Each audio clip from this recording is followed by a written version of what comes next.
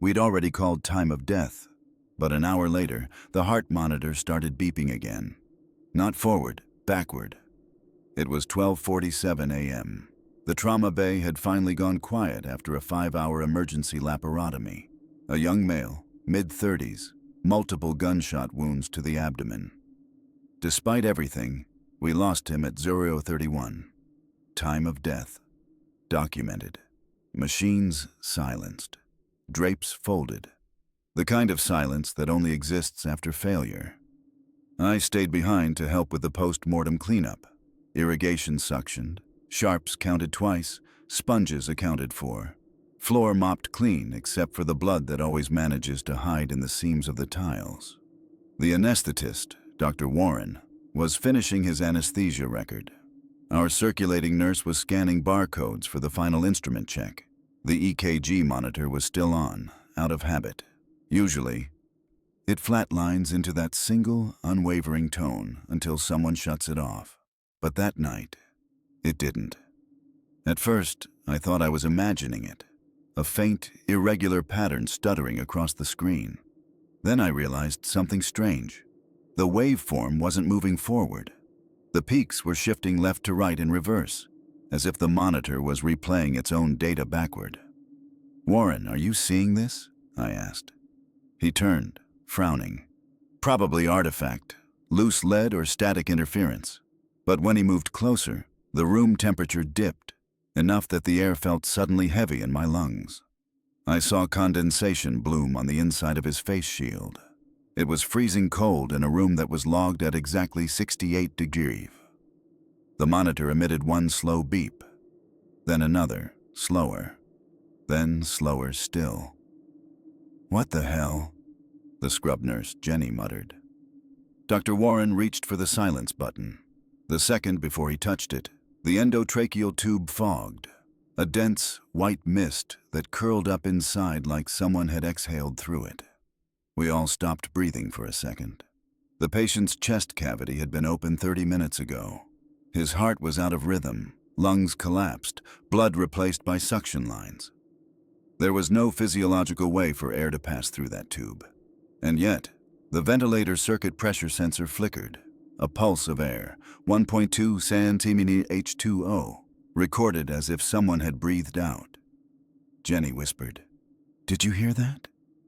The monitor spiked, one jagged waveform, then static, and the pulse oximeter, which should have been off, suddenly read SpO2, 72%.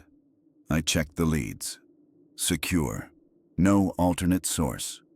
The pleth wave even had rhythm, too slow to be real, but too synchronized to be random noise. I felt that deep animal sense, the one you only get after too many years in trauma, that something wasn't right. Then I saw it. The patient's right hand twitched under the drape. Once. Deliberate. My first instinct was reflexive. I grabbed the radial artery with my gloved hand. No pulse.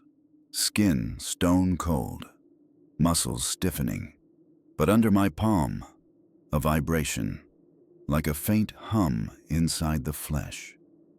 Dr. Warren whispered, "Check the monitor log." We pulled up the system log. The monitor had been recording continuously, time-stamped every minute except for one gap. 00 tom to 02 hunk. Exactly the period we were in. The device's internal clock showed the right time, but the event log acted like it wasn't there. We disconnected the power. The screen stayed on for another 10 seconds after being unplugged, enough to show a single line of code where the heart rhythm should have been. Reverse trace. The screen went black. No one spoke for a while. We just stood there, watching the condensation fade from the tube. By 03 Hung Quo, Biomed came up from the lower floor to inspect the equipment. They said there was no malfunction report, no power surge, no data in the internal memory at all. It was as if the monitor had never been turned on. Before we left, Jenny asked, "Should we file this as an incident?" Dr. Warren shook his head. "We lost him once tonight. Let's not lose him again." I logged the final note in the case record manually. Time of death confirmed, all post-op documentation completed. But I didn't write what I saw. Some things in the OR can't be charted in an EMR. When I clocked out that morning, I glanced at the monitor storage shelf. The same unit, the one we'd used, was still there, unplugged. Its green indicator light faintly glowing, though it had no power supply. Rule number 1. If the monitor starts counting backward after death, leave the room. You're not recording vitals anymore. You're recording something trying to return through the circuit. Before we continue, tell us where you're watching from in the comments below. Your city, your state, your country. We love knowing where our horror family is tuning in from. And if you haven't subscribed yet, please consider subscribing to help us reach our first 1,000 subscribers.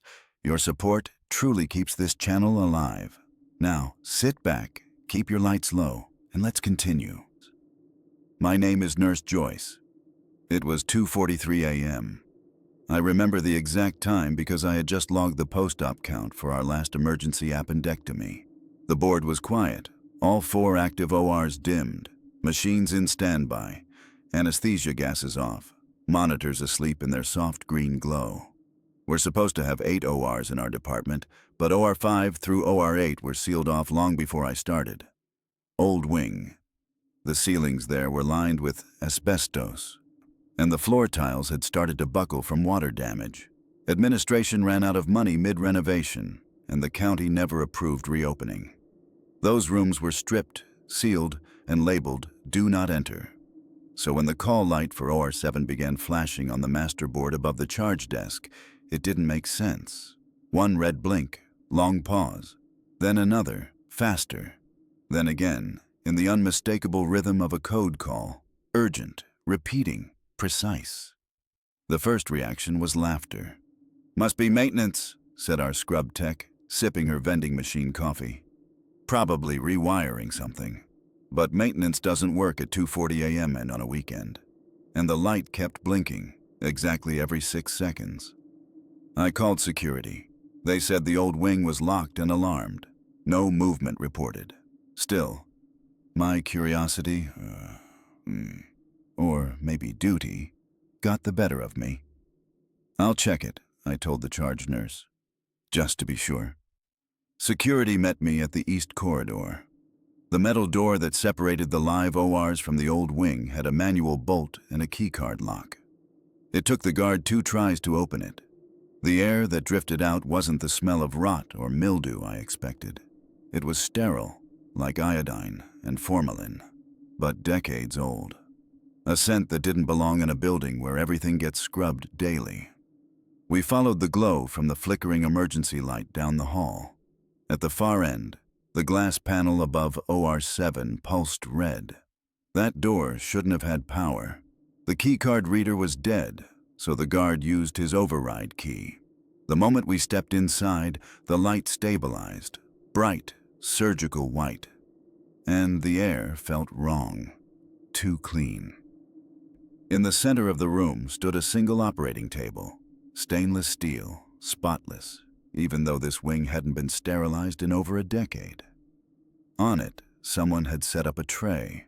Not a modern setup. These instruments were relics. There was a scalpel with a wooden handle, the varnish cracked from age, a rib spreader with rust along the hinge, hemostats with no ratchet locks, the kind used in the 1940s. A glass syringe lay in the center, half filled with a viscous brown fluid that looked like iodine or old blood. I stood frozen. Every instrument was perfectly aligned, the way we do for a live surgery. The security guard whispered, "Someone's been in here." But there was no dust disturbed on the floor. The air felt charged, like static before lightning. Then the call light over the table blinked twice, slow, deliberate, and went out completely. That was the same moment the heavy door behind us slammed shut. The handle twisted itself. We were locked in. The emergency radio on the guard's belt crackled with static, but no signal. I tried my hospital phone. Dead. The emergency lighting dimmed to amber. The room's overhead surgical lamp flickered on its own and began to swivel. Motorized, smooth, controlled, until the beam fixed directly on the table, illuminating the instruments like a display. The smell changed. Ether. I know that smell. Diethyl ether, once used as anesthesia decades ago. It's sweet and metallic, unforgettable. It came from nowhere and everywhere at once. I could hear my pulse pounding in my ears. Then something metallic clattered onto the floor behind me, a single scalpel. It wasn't one of ours. The blade was tarnished, its tip bent, but when I bent down to pick it up, it was warm. I wanted to leave. I pounded on the door until my palms went raw. Nothing. The sound didn't even echo. It felt swallowed. The light overhead dimmed again, just enough for me to notice something faint on the table's surface. A nameplate, old and tarnished, welded to the side. It read, Dr. M. Fletcher, Chief of Surgery, 1953. The guard muttered, "You seeing that?" His flashlight flickered out. For a second, I could swear someone moved behind the lamp, a silhouette in a surgical gown, still as stone. When the janitor finally opened the hallway door 10 minutes later, light flooded in. The instruments were gone. The tray empty. No sign of anyone else. I stumbled out first. My jacket, which had been cleaned before I went in, smelled strongly of ether. The left sleeve was streaked with iodine, fresh and wet, and across my name tag, someone had drawn a single horizontal line with what looked like surgical marking ink. It pulled the access logs. OR7's power line had been disconnected since 2011. No maintenance scheduled, no active circuit. But the call light system had registered 5 exact transmissions between 2:40 and 2:45 a.m., tagged to an internal operator code that no longer exists in the hospital system. The operator ID? M. Fletcher. Rule number 2. Never answer a call light from a closed OR. The ones using it stopped needing help a long time ago. We had just received a middle-aged man from the ER, mid-50s, severe abdominal distension, rigid, febrile, suspected perforated bowel. His blood pressure was barely holding at 88/54, pulse 128, labs showing lactic acid at 6.2. He was going septic fast. We moved quick. Anesthesia induced with propofol, fentanyl, and a touch of midazolam. The surgeon was still scrubbing in. I was monitoring his vitals while we prepped the abdomen. Clip, scrub, paint, drape. Routine, except his oxygen saturation wouldn't stabilize above 92% despite good air entry. Halfway through induction, as the propofol started to pull him under, the patient's hand shot up and clamped around my wrist. I remember the pressure. Strong, deliberate, not the twitch of an unconscious reflex. His eyes half opened, pupils sluggish, and he whispered through the mask. "Where's Dr. Hanley?" I froze. "Sir, it's okay. You're safe. You're in the operating room," I said, glancing at the anesthetist, who just shook his head, assuming it was emergence delirium. But the patient wasn't confused. His voice was clear, almost pleading. "Not again," he said, and his hand went slack. We didn't have a Dr. Hanley. Not on staff, not in our system. I even checked the board. Nothing. When the attending surgeon, Dr. Mills, came in a minute later, I mentioned it casually. The name, the odd phrasing. He paused for a second before tying his mask. "That's funny," he said. "This hospital's built on the site of the old St. Agnes General. There was a Dr. Hanley there, general surgeon. Died in a gas explosion back in the 60s. Or fire killed the whole team." He said it lightly, as a strange bit of trivia. But something in his tone made me look at him twice. The surgery began. We opened midline. There was necrotic bowel everywhere. Dark, friable, and leaking bile. The smell of peritonitis is unforgettable. A mix of decay and antiseptic that clings to your scrubs long after you leave. We were deep in resection when his pressures crashed. Despite fluids, pressors, transfusion, everything, his heart gave out. We coded him for 32 minutes. Flatline. No return. Time of death called at 03:26 a.m.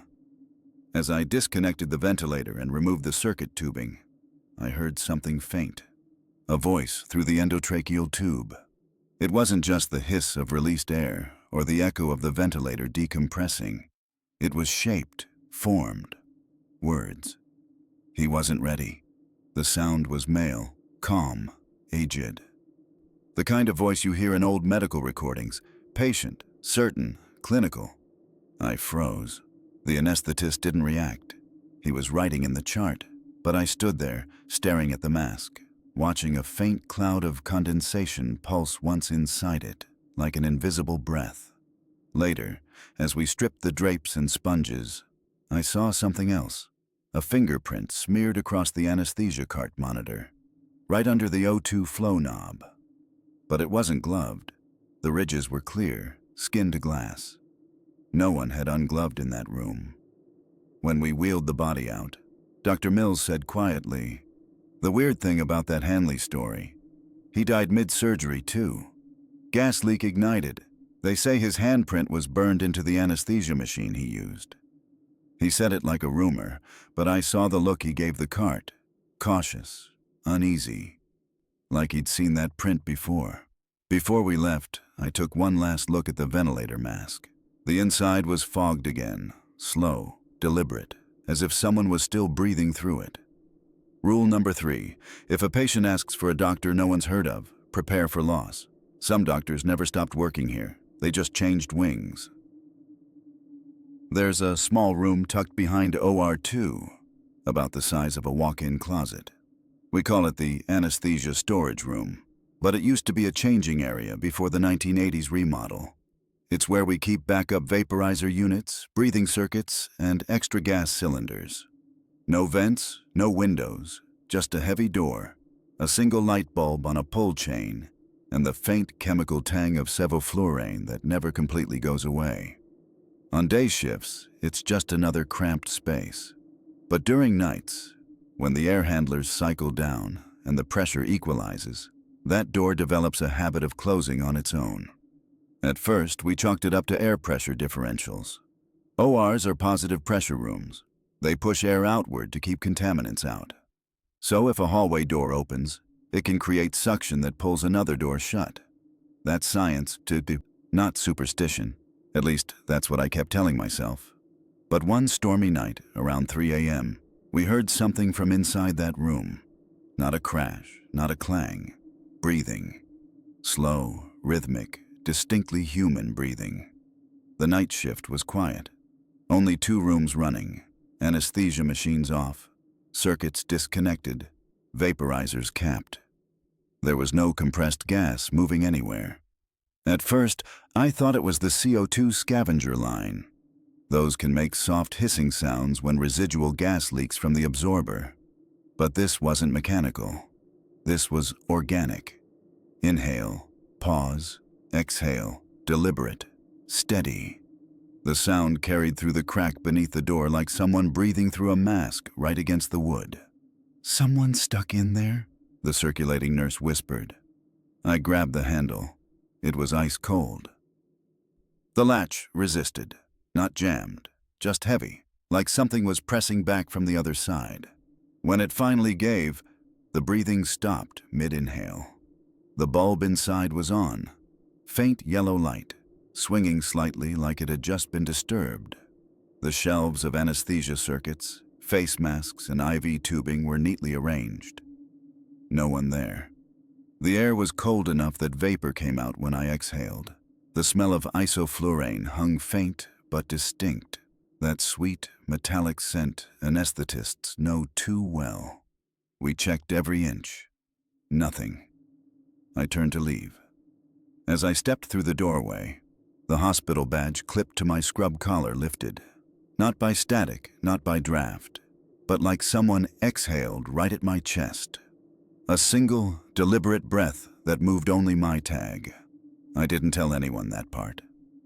The next day, I asked Frank, one of the old OR techs who's been here since the early 80s, if he knew anything about that room. He gave me a strange look. "They tell you about Dr. Royston?" I shook my head. "Anesthetist. Back in '83, before we had active gas scavenging, he was checking vaporizers after hours, probably a leak. They found him the next morning standing up, mask still in his hand. Sevoflurane tank open.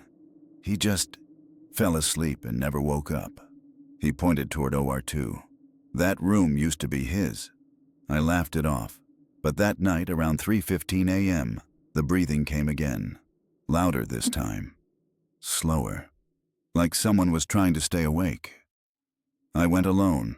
Stupid, I know. I opened the door halfway and called out, "Dr. Royston?" The breathing stopped for a full 5 seconds. Then, in the low mechanical whisper of a voice passing through a plastic mask, I heard it say, "Don't close it." The air rushed out of the room as if it had lungs of its own. I left the door cracked after that. We all do now. Maintenance tried sealing it once for infection control, and the next morning, the carbon monoxide alarm outside OR2 was blaring for no reason. 0 ppm on the meter, but the alarm wouldn't silence until the door was opened again. Now, we just let it breathe. Rule number 4, never seal the anesthesia room. If you close it completely, someone inside forgets to stop breathing. Every surgery starts at the scrub sink, 5 full minutes, fingernails, fingers, hands to elbows, chlorhexidine or povidone iodine depending on the surgeon's preference. Rinse clean, dry with sterile towels, glove, gown, routine. Our OR has 3 scrub sinks along the east wall. The left one, the oldest, was always a little slow to drain. You had to angle your wrists just right or you'd flood your shoes. One morning, pre-dawn, I turned on that left faucet and the water ran red. At first, I thought rust. We get occasional discolored water from the hotline when maintenance cycles the boilers. But this wasn't rust. The smell hit immediately. Metallic and saline. Unmistakably blood. The color was dense, cloudy, swirling crimson. My first instinct was to step back, my brain trying to find any logical reason before panic caught up. I let it run. A few seconds later, it turned clear again. I called facilities. They tested the pipes, flushed the line, said everything was normal. Even brought up a pH strip and showed me neutral, no iron, no copper contamination. Old building, they said. Probably sediment. Except every time I scrubbed there, the drain gurgled halfway through. A low, uneven bubbling sound, like a blocked airway trying to pull air through water. It wasn't mechanical. It sounded vocal. If you've ever suctioned fluid from a patient's airway, you know that wet, hollow gargle when the lungs still hold fluid. That's what it sounded like. Only it came from the drain. Other nurses started noticing it too, mostly on night shifts. Some refused to use that sink altogether. A month later, a visiting surgeon from out of state, Louisiana, came in for a locum rotation. He was older, mid-60s, meticulous. First morning, I was assisting him on a laparoscopic cholecystectomy. As he approached the sink, he froze. He stared at the basin for a long moment, then said quietly, "We had one just like this back home. A nurse drowned herself in the scrub sink after a malpractice review. They said the drain backed up for weeks after. No one would scrub there again." I didn't know what to say. He switched sinks without explanation and started the case. 30 minutes into surgery, his patient crashed. Unexplained arrhythmia, no clear cause. Despite every intervention, we lost her. He didn't finish another shift. He just packed his things and left the hospital the next morning. I thought about his words every time I heard that sink gurgle. Months passed. Eventually, the hospital replaced the old fixture. Stainless steel basin, new drain trap, fresh plumbing. We all breathed easier. But one night, I stayed late to help turn over a trauma room. As I washed up, I heard it again. Faint, but there. That same bubbling. The water was clear, the pipes brand new, but the sound rose through the metal like a breath escaping from deep below. I leaned closer. It wasn't random this time. It had cadence. Wet, pulsing, almost forming syllables, like someone trying to speak through water. I backed away and cut the faucet. The bubbling didn't stop immediately. It slowed, like lungs losing air. The smell of salt and iron filled the air, faint but definite. When I looked down, there was a faint reddish ring forming at the drain. Not stain, not rust, but a pattern that looked disturbingly like a fingerprint. I scrub at the middle sink now. Everyone does. But some nights, when the water pressure dips, you can hear faint bubbling from the left corner, as if the pipe is still trying to remember what used to flow through it. Rule number 5. If the scrub sink turns red, don't touch the water. It's trying to remind you how many hands it's cleaned before yours. It was supposed to be a simple laparoscopic cholecystectomy, gallbladder removal. Middle-aged female, healthy BMI, stable under general anesthesia.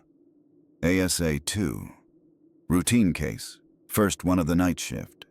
The OR was calm.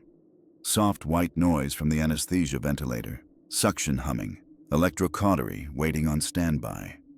Everything by the book. Halfway through dissection, I noticed movement above the field. The surgical light, a dual-dome LED unit, ceiling mounted with articulated arms, began to sway. Gently at first, a small pendulum motion.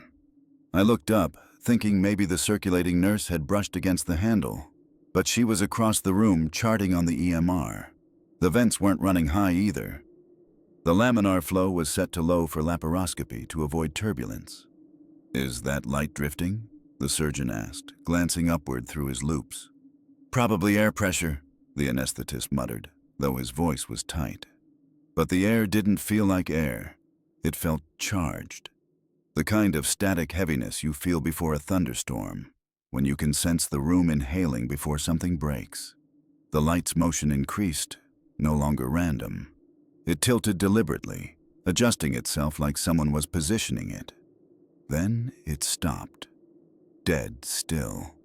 The beam refocused. Not on the surgical field, but upward, right across the patient's face. "Get that light back on the abdomen," the surgeon snapped. I reached up and grabbed the sterile handle cover. It was warm. Not the kind of warmth from the bulb housing. LED systems don't emit much heat. This was body warmth. The handle felt like someone had just been holding it. At that exact second, the pulse oximeter alarm went off, sharp and rhythmic. Beep, beep, beep, beep, beep. The patient's SpO2 dropped from 98% to 83% in under 10 seconds. The anesthetist called for 100% oxygen, checked the ET tube, adjusted ventilation. Airway was patent. No obstruction, no CO2 spike, no bronchospasm. Just a sudden, inexplicable desaturation. The surgeon told me, "Hold the light steady." I did. The instant I steadied it, the numbers started to climb again. 87, 92, 99. We finished the case without further issue. Closure went smooth. No complications. The patient woke up fine in PACU. We all brushed it off. Said it was coincidence, some laminar air shift or a loosened arm joint. But when I charted the incident later, I felt that same heaviness in the room, as if someone was standing right behind me, reading over my shoulder. When I came in the next morning, housekeeping hadn't cleaned yet. The room still smelled faintly of electrocautery and prep solution. The light was perfectly still, but something caught my eye. On top of the dome, in the layer of dust that collects where no one ever touches, fingerprints, not adult-sized, small, child-sized. No kids ever step foot in an operating theater. Ever. I climbed on a stool to look closer. 5 small prints, perfectly spaced, as if 2 small hands had steadied themselves on top of the light, leaning over to watch. Later, when I mentioned it to our biomed tech, he looked uneasy. "You know what's weird?" he said. "When we replaced that fixture 2 years ago, the installer found a folded hospital ID tag jammed inside the mounting sleeve. Pediatric patient, from 1998. Never figured how it got there." He said it like a joke, but his hands were shaking slightly. That night, I walked into OR3 alone to restock linens. The overhead lights were off. just the dim wall sconces left for night shifts. When I passed under the surgical light, I swear I felt it tilt. Not swing, tilt, like someone following me with it. Now, I never touch the light unless it's absolutely necessary. I let it move on its own. Rule number 6. If the surgical light moves without reason, don't touch it. The last hands that used it might not have left the room. Our operating rooms still run on an old analog intercom system, a relic from the 1990s. It connects the ORs to PACU, ICU, and the front desk. Each one has a wall-mounted speaker with a push-to-talk button, slightly yellowed with age. Most nights, it just hums faintly with static. Background noise you stop noticing after enough 12-hour shifts. That night, I was doing final turnover after a late trauma case, restocking gowns, disinfecting surfaces, logging the case close to time. The others had gone for coffee. Only the hum of the vents and the faint tick of the wall clock. Then, from the intercom above the door, came a soft click. Not the crackle of electrical interference, a deliberate click, like someone had pressed the talk button. Static filled the room, thin and uneven. Then a voice. A woman's voice. "I'm still waiting." It was quiet, breathy, almost as if she were speaking too close to the microphone. I froze, hand still on the Mayo stand.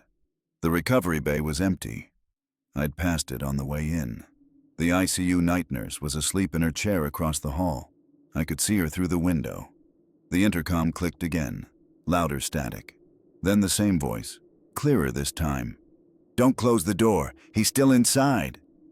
I backed away from the wall, staring at the speaker grill. The LED indicator wasn't lit, meaning no line was active. I pressed the call button to test it. Nothing. No tone, no light. Just silence. I called maintenance. They came up 20 minutes later, half amused, half irritated. The tech popped open the panel, shined a flashlight inside, and said, "This system's dead." The whole ICU line was disconnected during renovations back in 2014. Power's been cut for years. He even pulled the wire from the terminal box. It wasn't connected to anything, just a length of cable hanging loose behind the wall. He laughed. I didn't. I couldn't shake the sound of that voice. It wasn't radio bleed, too clear, too localized. And the phrasing, "He's still inside." I tried to let it go. 3 nights later, during a code in OR3, I heard it again. It was chaos. Patient under general anesthesia, sudden cardiac arrest, vitals crashing. I was on chest compressions. The anesthetist called for epi, surgeon barking for suction, alarms screaming from every monitor. Then, through the intercom, just loud enough to cut through the noise, came that same breathy voice. "Don't close the door. He's still inside." Everyone froze for half a second. Even the surgeon looked up. The patient flatlined 5 seconds later. We worked the code for 38 minutes. Nothing brought him back. Afterward, I asked the anesthetist if he'd heard it too. He wouldn't look at me. Just said, "Probably cross-channel interference." But his hands were shaking as he wrote his chart note. That night, after everyone left, I checked the intercom again. The casing was dusty, but someone, or something, had wiped a small circle clean right where the push-to-talk button sat, like a thumbprint. 2 weeks later, IT finally replaced the old analog units with digital touch panels. The contractor asked if I wanted the old speaker removed completely. I said yes. When he unscrewed it from the wall, a folded scrap of paper fell out from behind the casing. Old, yellowed, almost transparent from moisture. On it, in faded blue ink, were 5 words. "I'm still waiting in OR3. No date, no name."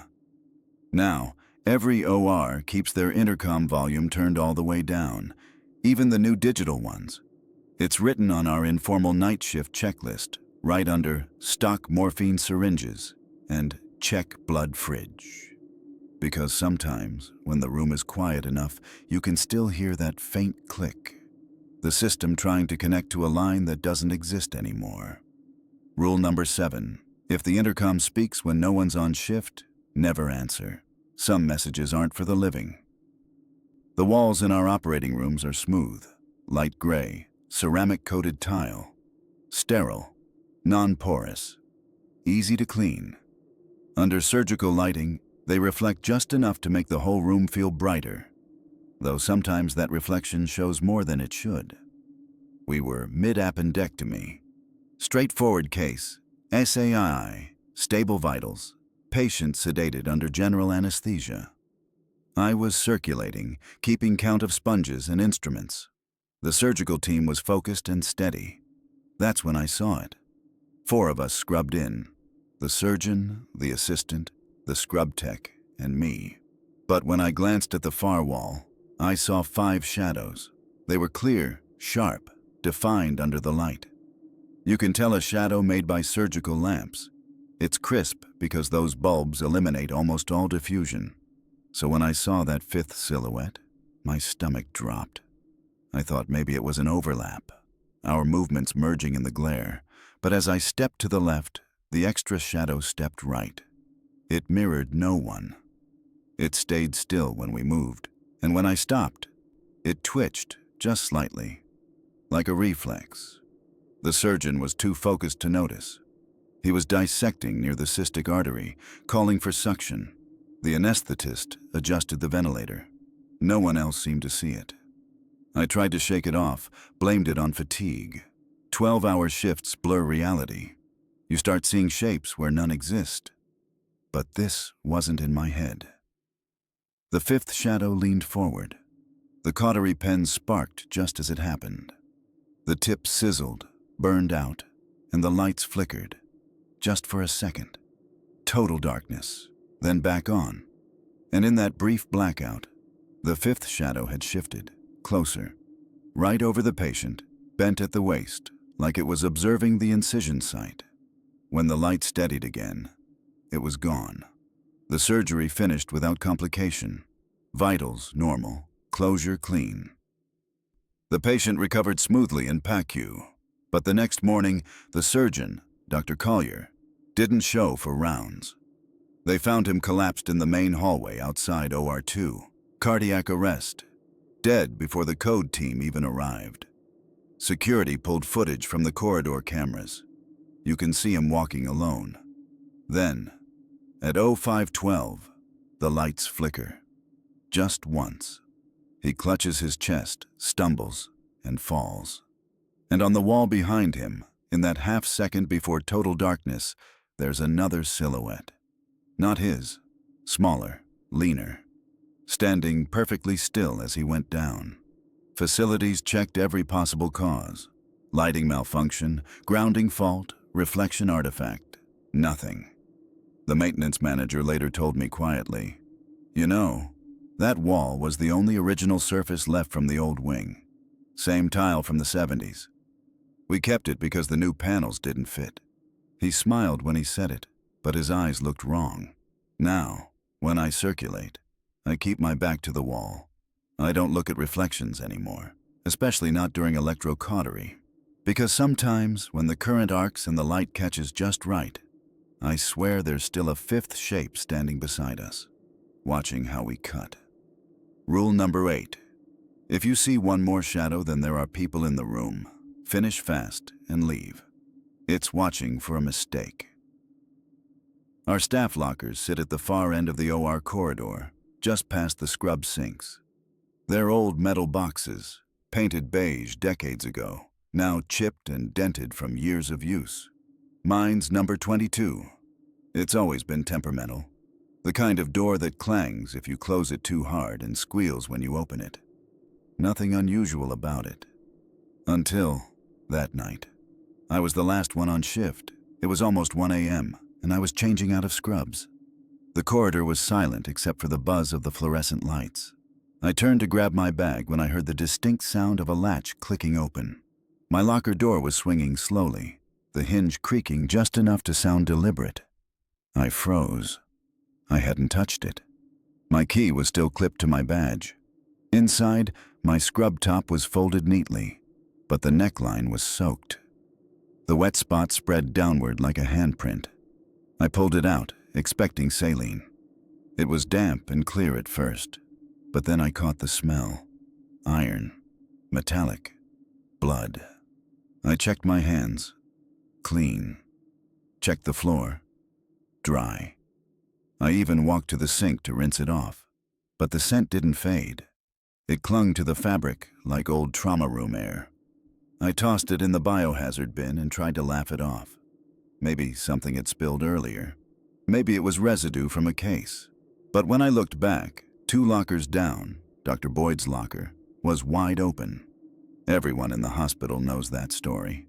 Dr. Boyd was a general surgeon who'd hanged himself in that very locker back in 2009, after a malpractice case that cost him his license.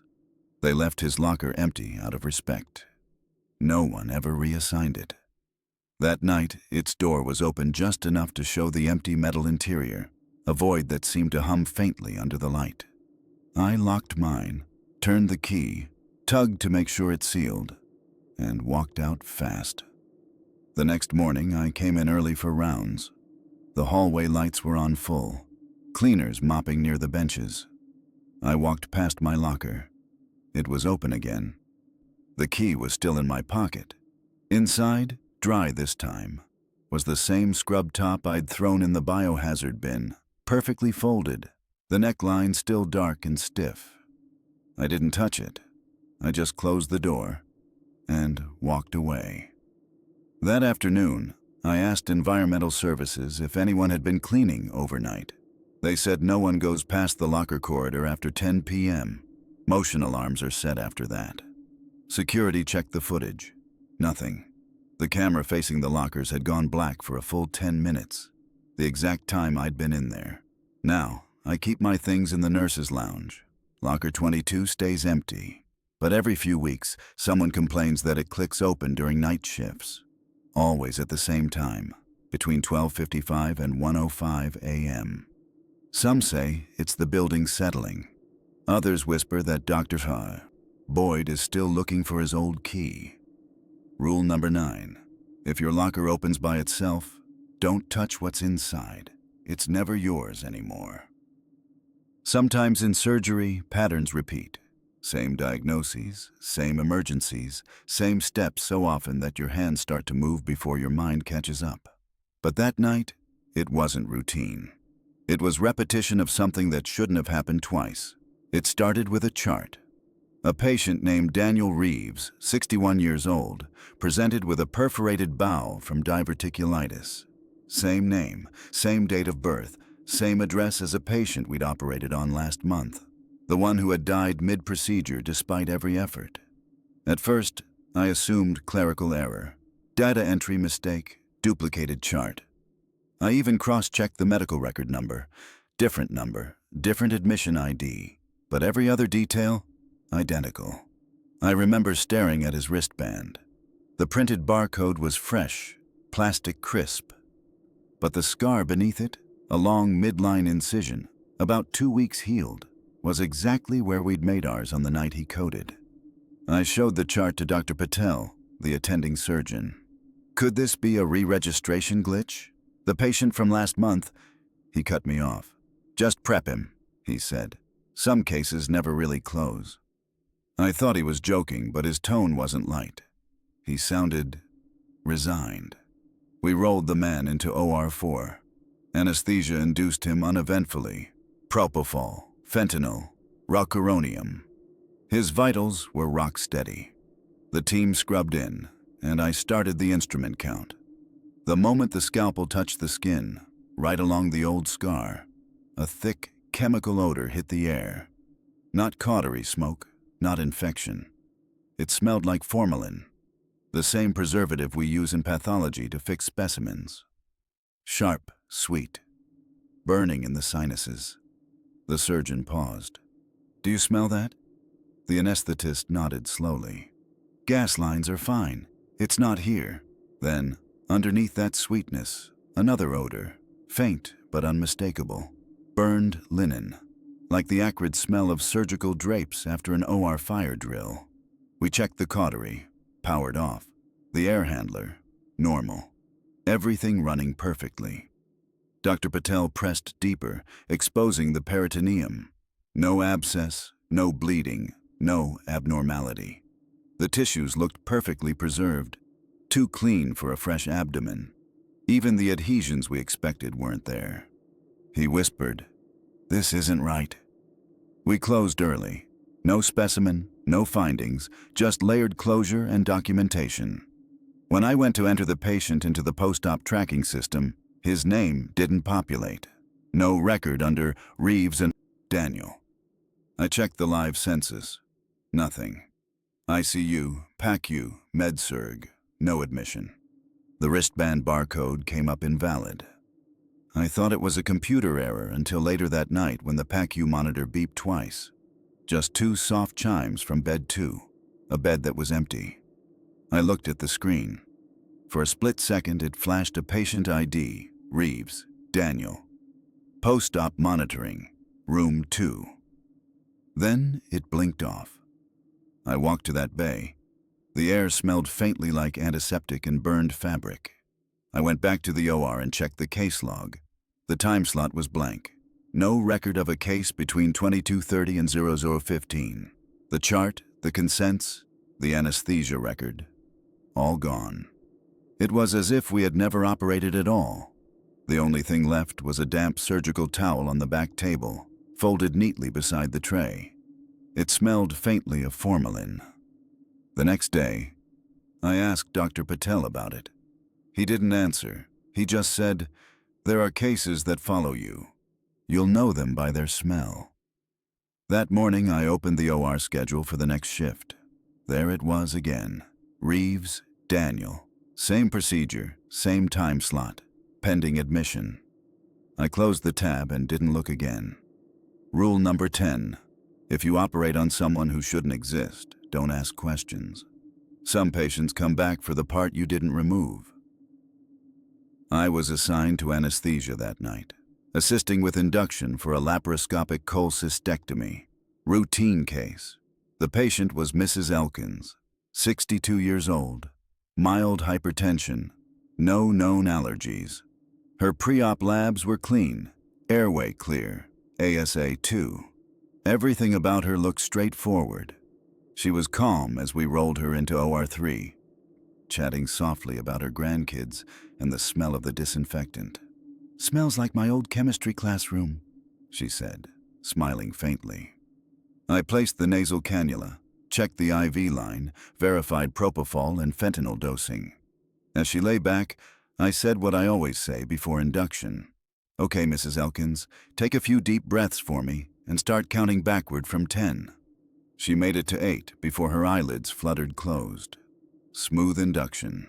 No airway obstruction. Endotracheal tube secured. Oxygenation stable. The procedure went exactly as expected. 1 small gallbladder. No complications. Minimal blood loss. We reversed anesthesia, extubated her, and transferred her to PACU. Routine. About 20 minutes later, I went to check on her recovery. She was half awake, pulse ox reading steady at 98%. Her eyes were glassy, but focused, the way patients sometimes look when they're halfway between dreaming and reality. Then she whispered, "You weren't wearing gloves this time." I thought she was confused from the anesthetics. Emergence delirium isn't rare. Patients talk nonsense all the time while coming out of sedation. But there was something deliberate about her voice. I smiled gently. "What do you mean, this time?" She blinked slowly, like trying to remember something. "You held my hand before," she said. "Told me it was okay to go, but you didn't wear gloves then." I froze. "I'm sorry?" I asked quietly. She frowned, confused herself now. "You don't remember?" I hadn't been near her before that night, not even in pre-op. This was my first time assigned to her case, but something about the way she said it, calm, certain, like she was reminding me, made my skin prickle. After my shift, I couldn't let it go. I pulled up her chart in the EMR. Under past procedures, there it was. Exploratory laparotomy, 1994, OR 3, 30 years ago. According to the record, she'd coded on the table mid-procedure. Declared deceased at 1942, revived at 1946. Survived. I opened the scanned copy of the handwritten operative notes. It was faint, yellowed from age, but the handwriting was unmistakable. The assisting nurse had signed her initials, L.E., my first name, my handwriting. Even the loops in the letters, the slant of the script, identical. It made no sense. I wasn't even born yet in 1994. But the chart didn't care about that. There it was, black ink on paper, the same signature I write on every narcotic count sheet, every anesthesia log. I sat in the staff lounge for nearly an hour that night, staring at that scan. The timestamp on the old note matched our case time almost exactly. Same day, same date, 30 years apart. When I went back to Pacu the next morning, Mrs. Elkins was stable and smiling, sipping ice water. She waved at me and said softly, "See? Gloves this time." Rule No. 11. If a patient swears they've seen you before, don't correct them. Some of us repeat shifts that never ended. Every operating table in our hospital runs on a hydraulic system, adjustable by foot pedal or hand control. You can raise, lower, tilt laterally, or Trendelenburg the patient's position for access. Each one has a safety lock that prevents movement unless pressure is applied, but the table in OR4 has never followed those rules. It's an older model, stainless steel base, worn leather straps, the kind we phased out years ago but kept because it still passed inspection. The hydraulics were flawless on paper, yet somehow the table moved when no one touched it, always toward the door. The first time I saw it happen, we were prepping a middle-aged woman under spinal anesthesia.